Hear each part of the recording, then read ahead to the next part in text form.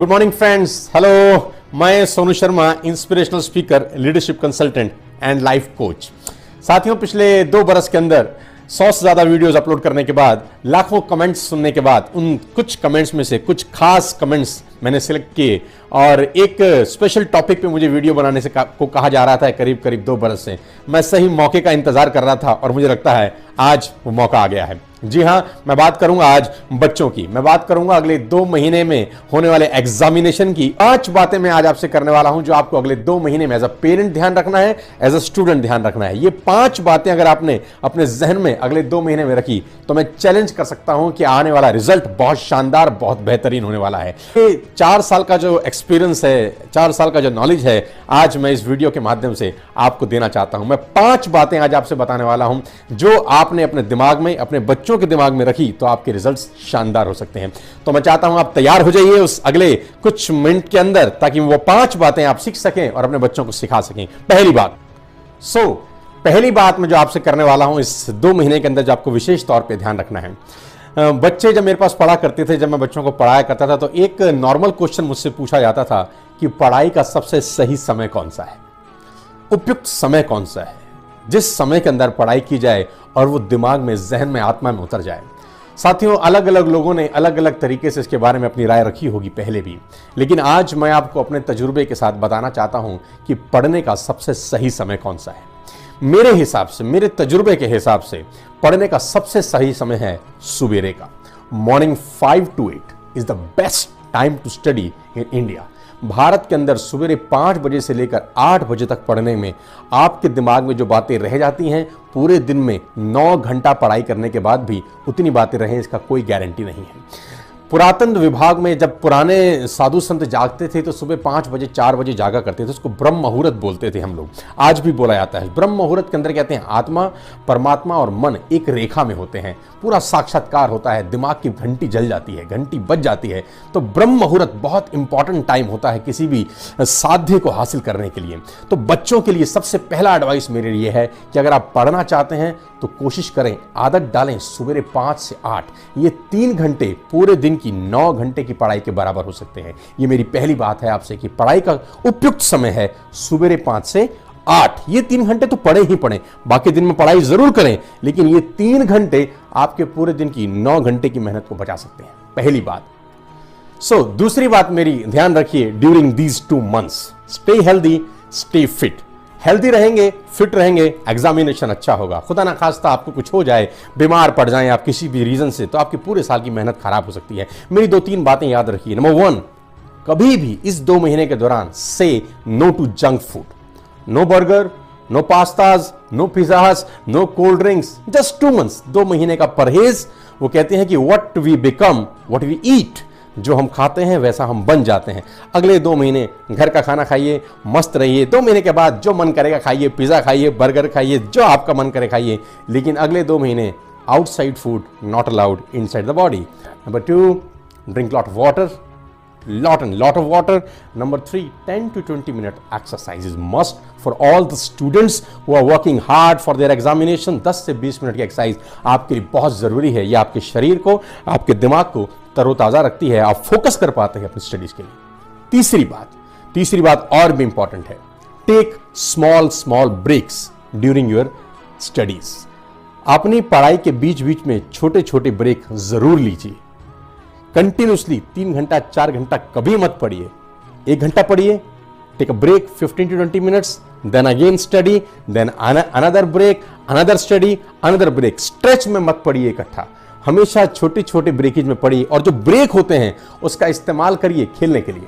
जी हाँ, उसका इस्तेमाल करिए खेलने के लिए। और वो खेलना क्या होगा, नेचुरल हॉबीज हो सकती हैं आपकी। स्विमिंग हो सकती है, क्रिकेट हो सकता है, बास्केटबॉल हो सकता है, टेनिस हो सकता है, बैडमिंटन हो सकता है। हाँ, मैं कह रहा हूं आपको खेलने के लिए कह रहा हूं। ये आपके माइंड को फ्रेश रखती हैं चीजें। नंबर 1, याद रखिएगा मेरी बात, जो मैं आपको बता रहा हूं ये बहुत इंपॉर्टेंट है। कभी भी इकट्ठा एक स्ट्रेस में 3 घंटा 4 घंटा मत पढ़िए, दिमाग थक जाता है। आखिरी के 3 घंटे में वो बातें दिमाग में नहीं रहती जो पहले के 1 घंटे में रहती है। ध्यान से सुनिएगा मेरी बात जो मैं कह रहा हूं। आखिरी के 3 घंटे में वो बातें दिमाग में नहीं रहती जो पहले के 1 घंटे में रहती हैं, क्योंकि पहला का 1 घंटा फ्रेश होता है। धीरे धीरे लॉ ऑफ डिमिनिशिंग रिटर्न चालू हो जाता है, हम इकोनॉमिक्स में पढ़ाते थे, राइट। ध्यान से सुनिएगा। Are you getting my point? Thank you so much. आगे लेके चलता हूं। और चौथी बात जो मैं आपसे करने वाला हूं, इस 2 महीने में आपको विशेष ध्यान रखना है। एज अ स्टूडेंट्स भी ध्यान रखना है और आप पेरेंट्स हैं तो एज अ पेरेंट्स भी ध्यान रखना है।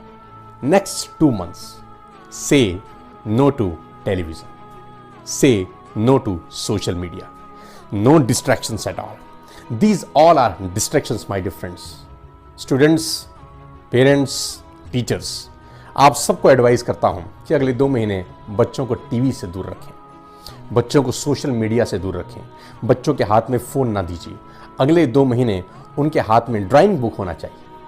अगर वो पढ़ नहीं रहे, आधा घंटा उनको कहीं और मस्ती करनी है तो ड्राइंग बुक दीजिए, आधा घंटा उनको कुछ मस्ती करनी है तो उनको बैडमिंटन खेलने दीजिए। But stay away from all the distractions, क्योंकि आपका दिमाग एक प्लेट है।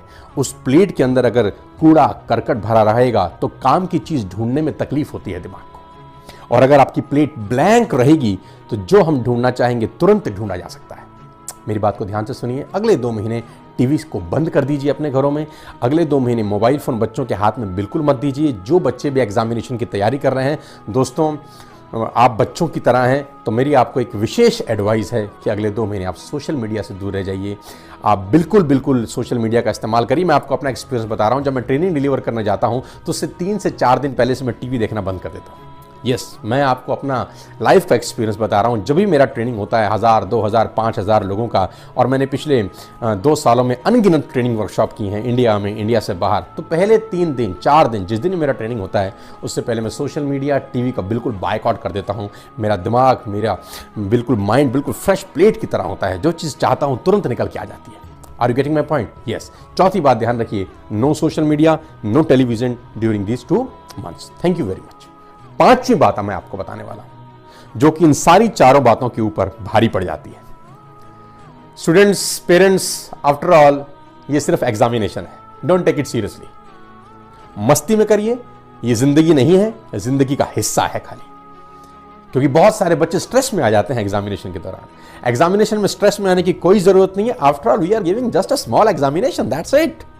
खुशी खुशी जाइए, मस्ती में जाइए, मस्ती में करिए। और जो 4 बातें मैंने आपसे पहले बताई थी उनका विशेष ध्यान रखें। और फाइनली मैं आप सबको एक बात बोलना चाहता हूं कि जो लोग ये वीडियो देख रहे हैं, आपके घर में अगर स्टूडेंट्स हैं तो उनको जरूर दिखाइए, और आपकी रिश्तेदारी में अगर कुछ स्टूडेंट्स हैं जिनका एग्जामिनेशन, उनको फॉरवर्ड करिए। मैं नहीं कह रहा मेरा कोई भी वीडियो आप फॉरवर्ड करें कि ना करें, लेकिन इस वीडियो को आप जरूर सबको फॉरवर्ड करें। और मैं चाहता हूं ये वीडियो देश के कोने कोने में पहुंचे। अगले 2 महीने में जितने बच्चे एग्जामिनेशन दे रहे हैं, जितने पेरेंट्स उनको एग्जामिनेशन की तैयारी कर रहे हैं, ये वीडियो उनके पास होना चाहिए। विजन अगर अच्छा हो जाए, तुम्हारी तैयारी तो बहुत अच्छी है, जितना पढ़ लिए अब उससे ज्यादा पढ़ नहीं पाओगे। अब अगर तुम सोचो कि लक्ष्मीकांत उठा के पढ़े तो तुम हिमालय चले जाओ। तुम बहुत सारी चीजें भूल रहे होगे, बहुत अच्छी घटना है ये। अगर तुम्हें लगे कि तुम भूल रहे हो तो अपने में कमरे में खड़ा होकर नाचो कि बला टली।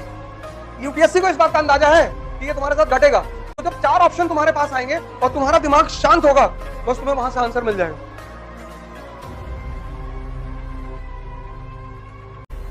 जय हिंद फ्रेंड्स। और युद्ध का एक नियम है, जिसका मन ताकतवर है वो जीतेगा।